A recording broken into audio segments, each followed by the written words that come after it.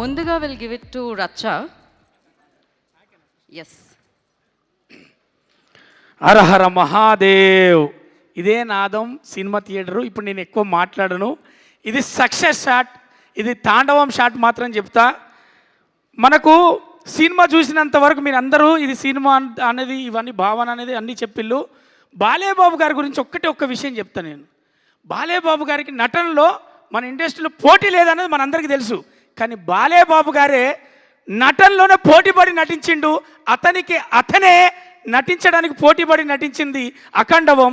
ఎందుకంటే అఖండ తాండవంలో నటిస్తే జరగదు, అణువు తను ఫీల్ అవుతే, అణువు భక్తితో మునిగి తేలితే తప్ప ఆ అఖండ క్యారెక్టరు ఒక్కొక్క ఎక్స్ప్రెషన్ కావచ్చు, ఒక్కొక్క నటన చేసిన చలిలో కావచ్చు. చలి ఏంటిది, నేను చేసేది నటన.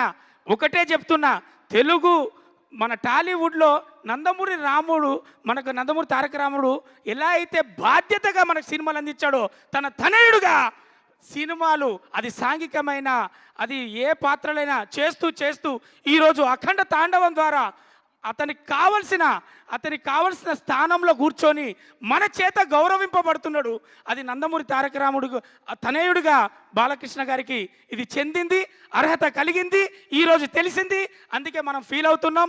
ఇక ఒకటే చెప్తా, ఇది సక్సెస్ షాట్. అమ్మా తెలంగాణ ఆడబిడ్డలారా, అక్క చెల్లెలారా, తమ్ముళ్ళారా, మన సర్పంచ్ ఎలక్షన్లు కూడా అయిపోయినాయి. ఇక మీరు కదిలి సినిమా థియేటర్లో పోతే ఈ సినిమాని గెలిపిస్తే మన అందరం కూడా సినిమా కాదమ్మా ఇది మన పిల్లలకు, మన ఆడబిడ్డలకు, మన తల్లిదండ్రులకు అందరితో పాటు చూసే ఒక బాధ్యతతో కూడినటువంటి సినిమా మనకు బాలయ్య బాబు గారు, బోయపాటి గారు, తమన్ గారు ముగ్గురు కలిసి మనల్ని అందరికీ ఏం చెప్పాలో, ఏది చెప్పాలో, ఇప్పుడు కాకపోతే ఇంకెప్పుడు చెప్తాం, ఇది కాకపోతే ఇంకేది చెప్తాం అని ఒక భావనతోటి మనకు అందించినటువంటి చిత్రాన్ని మనమే చూడాలి, మనమే విజయవంతం చేయాలి. ఆడబిడ్డలకు, అక్క చెల్లెలకు, ప్రేక్షక దేవులందరికీ నేను విన్నవించుకునేది మాత్రం ఇది ఒకటే. Thank you so much. Thank you so much. ఎప్పుడు ఫన్ జనరేట్ చేస్తూ ఉంటారు మీరు.